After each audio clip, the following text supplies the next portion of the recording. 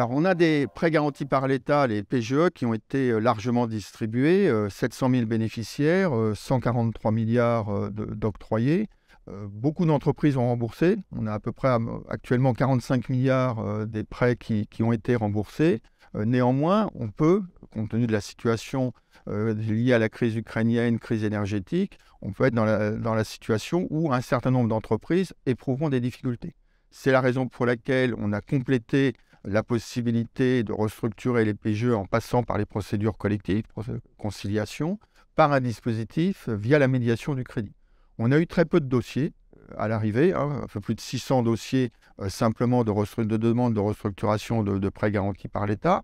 Ça s'explique par le fait que beaucoup de ces prêts ont été remboursés, 45 milliards comme je l'ai indiqué, et puis la situation des entreprises est finalement globalement favorable, donc elles ont la capacité de le faire.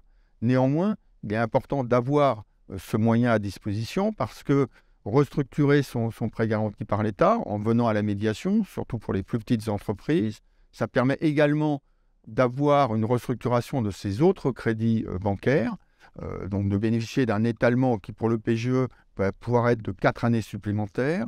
Ça permet de sécuriser les financements à court terme.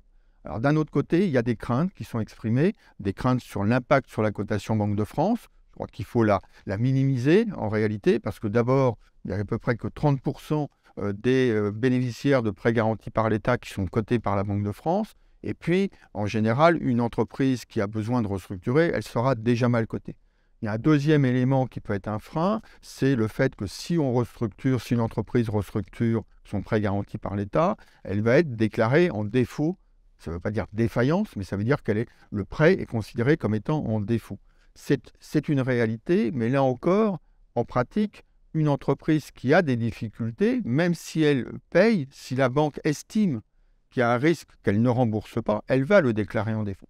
Donc on a un certain nombre d'entreprises aujourd'hui qui sont effectivement déclarées en défaut par les banques, mais qui continuent à payer normalement. Et donc il est important que ces entreprises, dès lors qu'il y a un risque, elles utilisent les dispositifs existants parce que ces dispositifs vont permettre d'étaler la charge de remboursement du PGE et, comme je l'ai indiqué, des autres prêts bancaires, et donc d'améliorer la situation de trésorerie et leur permettre de passer un cap.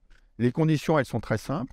Il faut une attestation de son expert comptable ou de son commissaire aux comptes qui démontre que l'entreprise n'est pas en cessation de paiement et a une activité, des perspectives qui lui permettent d'assurer le remboursement si on étale la charge.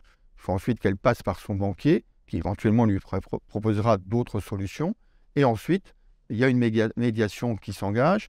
Alors ça reste une médiation, les banquiers ne sont pas obligés d'accepter, mais sur les dossiers qu'on a traités, dans 70% des cas, on a bien eu un accord des banques.